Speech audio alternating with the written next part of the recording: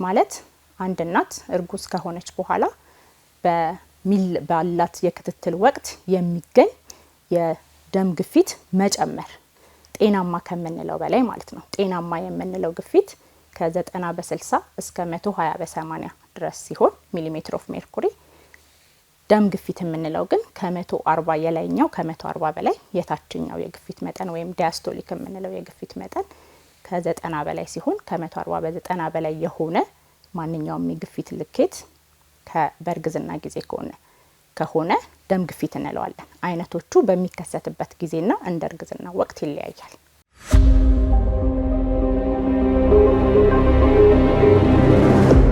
በእርግዝና ጊዜ የሚከሰት ደም ግፊት በዋነኛነት ይህ ነው የሚባል የተጠና መንስኤ የለው።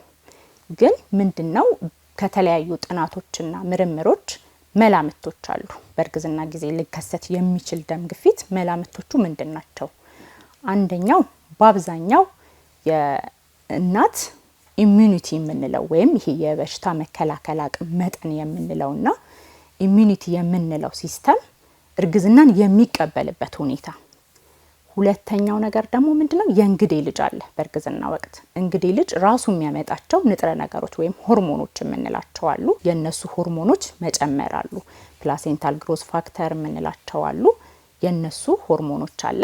ሌላኛው ደግሞ ምንድነው? እናትየዋ ከዚህ በፊት ግፊት ከነበራት፣ የኩላሊት ህመም ከነበራት፣ የተለያዩ ደም ስርን የሚያጠቁ በሽታዎች ከነበራት በእርግዝና ወቅት ግፊት መባባስና መከሰት እድሉ ከፍተኛ ይሆናል ማለት ነው።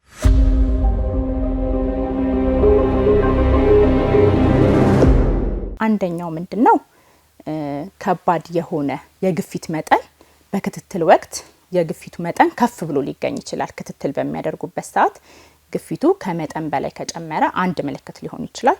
ሌላኛው ግን ምንድነው? ከባድ የሆነ ራስ ምታት ከወትሮ በተለየ አንዲት ሴት በተደጋጋሚ በቡና መጠጣት፣ እረፍት በመውሰድ ወይም ቀላል የተባሉ በሐኪም የሚታዘዙ የራስ ምታት ማስታገሻዎችን ወስዳ የማይሻል ከባድ የሆነ ራስ ምታት ካላት ያ አንድ አደገኛው የግፊት ምልክት ነው።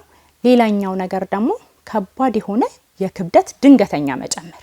ሌላው ነገር ምንድነው? ተደጋጋሚ የሆነ ማስመለስ እና የአይን ብዥታ ከመጣ አንድ ሰው ሁለት ሆኖ መታየት፣ አይናቸው ላይ ጥቁር ነገር ብዥ ያለ መታየት ከመጣ፣ ከባድ የሆነ የጎድን አጥንት ስር ውጋት ወይም ስፔሻሊ በቀኝ ጎን በኩል ውጋት የሚመጣ ከሆነ እነዚህ 4 የአደገኛ ምልክቶች ናቸው።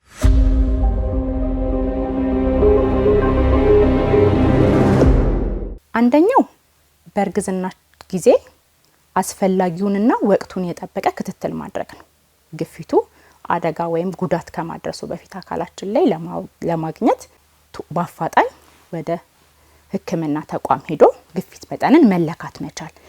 ቅድመ ግፊት ያላት እናት የሚሰጧት መድኃኒቶች አሉ። ቅድመ ግፊት ላለ እናት በተለይ መከላከያው ምንድነው? ግፊትን መቆጣጠር መቻል። በሚሰጥ መድኃኒት ሊሆን ይችላል፣ በአመጋገብ ሊሆን ይችላል። ጨው ከመቀነስ፣ ካፌን ኮንተንት ያላቸውን ወይም የካፌን መጠን ያላቸውን መጠጦች፣ አልኮል መጠጥ የምንጠጣ ከሆነ እነሱ ነገሮች ላይ አመጋገባችንን የተመጣጠነና ከአልኮልና ከጨው ነፃ የሆነ ከእንደገና ደግሞ ክትትል ያለው የአካል ብቃት እንቅስቃሴ ማድረግ ሊሆን ይችላል። የአካል ብቃት እንቅስቃሴ ለእርጉዝ ሴት ስንመክር ምንድነው? ግዴታ ከባድ ነገር ማንሳት፣ ከባድ አክቲቪቲዎች ውስጥ ኢንጌጅ ማድረግ ላይሆን ይችላል። ቢያንስ በሳምንት ካሉት 7 ቀኖች ውስጥ 3ቱን ቀን ወክ ማድረግ ሊሆን ይችላል።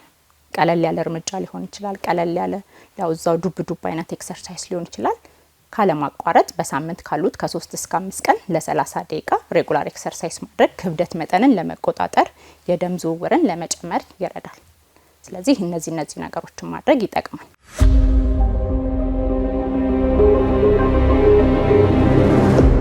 ፕሪክላምሲያ የምንለው ላይ ከሆነች ግፊቱን መቆጣጠር የሚያስችሉን መድኃኒት እንጨምራለን። ሌላው ነገር ደግሞ ምንድነው? ትልቁና ወሳኙ ነገር ግፊትን ስናክም ድንገተኛ የእንግዴ ልጅ መላቀቅ ወይም አብራፕሽን የምንለው አለ። ድንገተኛ ደም መፍሰስ የሚያመጣ ጽንስ ሆድ ውስጥ እንዳለ ያ እንዳይከሰት ማግኒዥየም ሰልፌት የምንለው መድኃኒት አለ። ያንን እንጨምራለን። ከግፊቱን ከሚቆጣጠሩልን መድኃኒት ባሻገር ማግኒዥየም ሰልፌት እንሰጣለን። ይህ እንደ ጽንሱ ጊዜና ጽንሱ እንዳለበት ደረጃ ይወሰናል። ጽንሱ ማደግ ከሚችልበት ጊዜ በታች ሲሆን በኢትዮጵያ ፕሮቶኮል መሰረት አንድ ጽንስ ከ28 ሳምንት በታች ከሆነ ያለው ከእናትየዋ ጋር እንነጋገራለን። በህጉ መሰረት የእናትየዋን ህይወት በማስቀደም ጽንሱ እንዲቋረጥ የምናደርግባቸው ጊዜዎች አሉ። በተለይ ግፊቱ ከበድና ለመድኃኒት መቆጣጠር አስቸጋሪ የሚሆኑበት ሰዓት ላይ ጽንስ እንዲቋረጥ እናደርግ እንችላለን። አንድ ህክምና ዘዴ ነው። ግን ልጁ ማደግ የሚችልበት ግን ሳምባ ያልጠነከረበት ሰዓት በሚሆንበት ጊዜ ደግሞ ምን እናደርጋለን? የእናትየዋን ግፊት የሚቆጣጠሩ መድኃኒቶችን እንሰጣለን። ግፊቱን ከመቆጣጠር ባሻገር ድንገተኛ የእንግዴ ልጅ መላቀቅ የሚከላከልልን ማግኒዥየም ሰልፌት የሚባል መድኃኒት አለ፣ እሱን እንሰጣለን። ሌላው ለልጅ የሳምባ ማጠንከሪያ የሚሆን ዴክሳሜታሶን የሚባል መድኃኒት አለ፣ እሱን ለ48 ሰዓት በእናት በኩል ወደ ልጁ እንዲደርስ ለእናትየዋ እንሰጣለን። ከዛም ደግሞ ክትትል ነው የምናደርገው። እንደ ግፊቱ ሁኔታ አንጻር እናትየዋን ቤት ህክምና አናደርግም። የእርግዝና ግፊት ከፍተኛውን በተለይ ፕሪክላምሲያ ዲያግኖስ ከተደረገበት ጊዜ ጀምሮ እናትየዋ አልጋ ይዛ ተኝታ በቀን ቢያንስ ከ4 እስከ 6 ጊዜ ግፊቷ እየተለካ መድኃኒቶቿ እየተስተካከሉ አስፈላጊውን መድኃኒት ለሷም ለልጇም የሚያስፈልጉትን መድኃኒት መውሰድ መቻል አለባት።